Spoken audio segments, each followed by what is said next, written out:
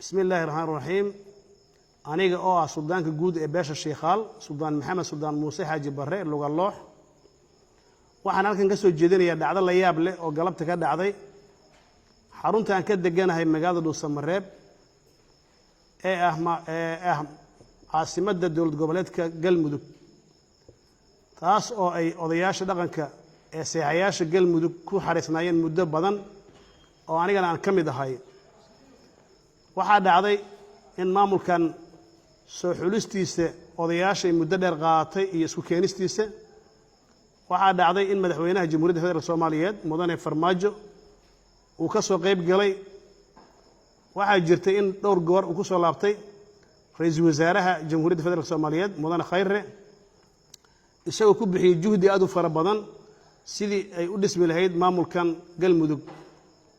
waxaa jirtay sidoo kale wasaaradda arrimaha gudaha oo ugu horeeyo wasiirka arrimaha gudaha mudane injineer Sabriye oo isna muddo 8 bilood ku dhawaada magaalada Dhuusamareeb ku sugnay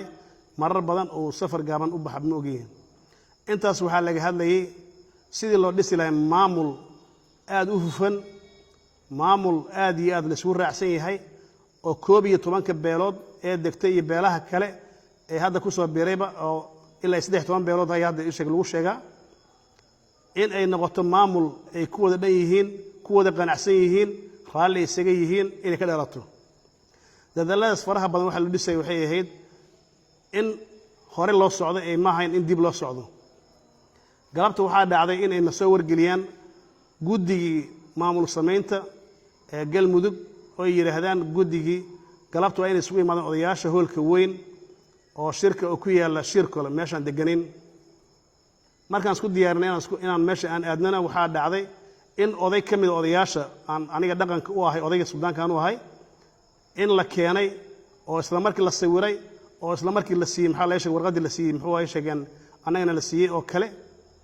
taasoo ka turjumaysa inuu yahay saxiix asagana waxaan aad iyo aad ula yaabay markaan weydiiyay odayaashii qaarkood kadibna aan u sii gudbay aan weydiiyay maamulkii markaas socday gudoomiyaheedii oo guddiga farsamada iyo maamul sameynta mudane Cabdinaasir wuxuu si cad igu sheegay inuusan raali ka ahayn in aniga aanan saxiix aan noqon laakiin laga wareejiyay wuxuu waa laga wareejiyay oo waxa ka wareejiyay madaxda qaranka ayaa ka wareejisay oo waliba igu sii tilmaamay ra'iisul wasaaraha waa ka filan way arrintaas iyada ah ra'iisul wasaaraha galabta ayuu baxay amarkaasna galabta ayuu dhiibay waa arrin aad iyo aad aan isku qaban karin haba yaraatee aniga markii waxaan aad ula yaabay ma hore loo socdaa ama dib loo socdaa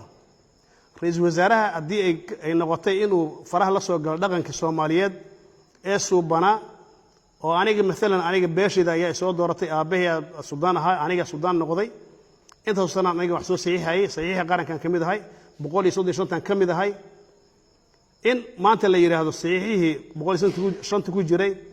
saxiixii galmudugna ahaa in laga saaro la yiraahdo ninka lagu soo bedelo ayaan daray noqotay inta la eg qofka qof uu damiyana wakiilan kara haduu mar u baahdo laakiin mar hadii isaga uu joogo uu mustaqil ku yahay meeshi waxa waajib in shaqadiisa uu madax banaanaado waxaan marka aad iyo aad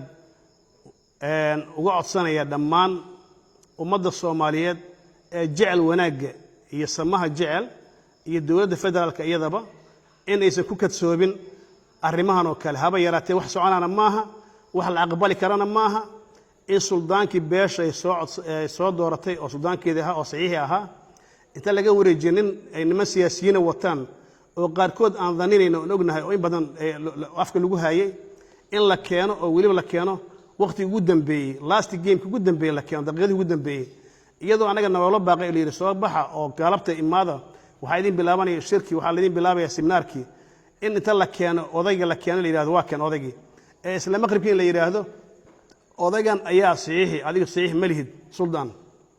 oo sababtuna ay tahay anaga waxaan ku soconnaa amarkan waxaana soo siiyay ra'iisul wasaaraha federaalka Soomaaliyeed mudane Khayre waa arrin aan aad iyo aad ula yaabnay oo ula anfirinay mana ah midaas mid suurtagal noqon karta hadii ay dhacdayna waa mid aan laga aqbali doonin hadii san dhicin oo loo saariyo ra'iisul wasaaraha ninkii u saaray ee askale oo ah gudoomiyaha guddiga maamul sameynta doorashooyinka mudane Cabdinaasir isaga geelle asaasi waadax igu sheegay وأجنها هي بالسودان إن شاء الله تعالى إن أضيق هبيرتي وحمان أذن أكتر أذن كلهين إن صحيح قرننا توكو أجنها سيف يعني كأقول أجنها وسرد رمها جودها وحشة هبيرتي كل هذا حمان تاس مجرته وكهو فنتهاي أنتاس أيام أقبل شركة جرائد كو إن كحولنا برنامج كاسماش كدعي الله بإن سيس عندون هدي عدنا maamul kan loo sameeyay galmudug waxyaabihii uu ragaadi uu noqday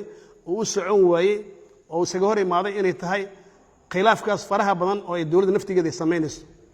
waa in faraha kala baxdaa dhaqanka la farafareenayo dhaqanka suuban waa siiqaan